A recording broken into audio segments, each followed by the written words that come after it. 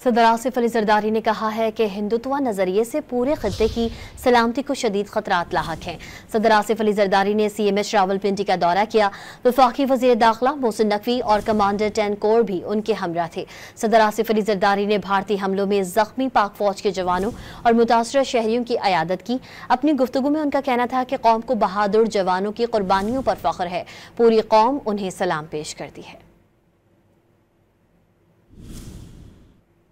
सदर आसिफ अली जरदारी ने कहा है कि हिंदुत्व नजरिए से पूरे खित्ते की सलामती को शदीद खतरात लाहक हैं।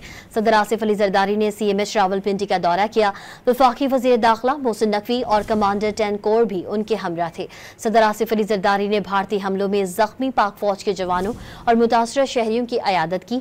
अपनी गुफ्तगू में उनका कहना था कि कौम को बहादुर जवानों की कुर्बानियों पर फख्र है। पूरी कौम उन्हें सलाम पेश करती है।